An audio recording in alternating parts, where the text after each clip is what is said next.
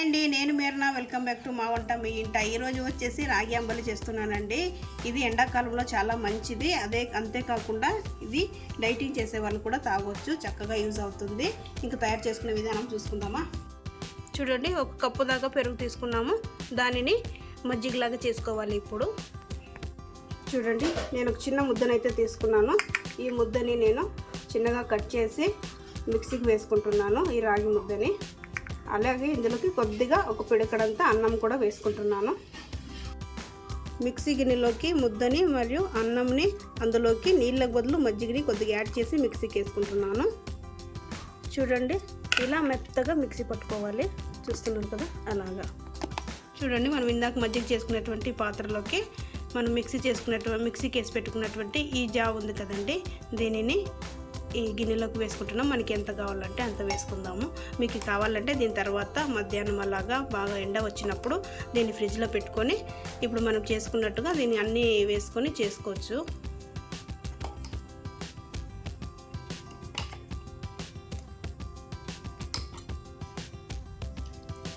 చూడండి, అందులోకి అలాగే వాముని వేస్తున్నాను. అలాగే కొద్దిగా జీలకర్ర, అలాగే అందులోకి సన్నగా కట్ చేసి పెట్టుకున్నటువంటి అల్లం ముక్కలు, అలాగే కట్ చేసి పెట్టుకున్నటువంటి పచ్చిమిరపకాయ ముక్కలు సన్నగా కట్ చేసి పెట్టుకోవాలండి. అలాగే కట్ చేసి పెట్టుకున్నటువంటి ఉల్లిపాయ ముక్కలు, అవి కూడా సన్నగా ఉంటే బాగుంటాయండి. అలాగే కొత్తిమీర. ఇప్పుడు మనం ముందుగా ప్రిపేర్ చేసుకున్నటువంటి మజ్జిగ ఉన్నాయి కదండి, ఆ మజ్జిగని ఇందులోకి వేస్తున్నాము. ఇప్పుడు వీటినన్నిటిని ఒకసారి మిక్స్ చేసుకోవాలండి స్పూన్తో. ఇందులోకి అలాగే రుచికి తగ్గట్టు ఉప్పు,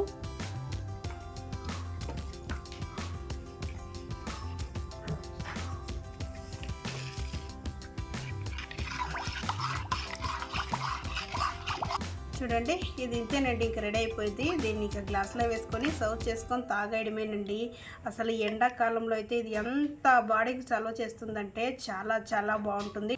చూసారు కదండి, ఈ వీడియో మీకు ఎలా అనిపించిందో లైక్ చేయండి, షేర్ చేయండి, సబ్స్క్రైబ్ చేసుకోండి. Thank you for watching.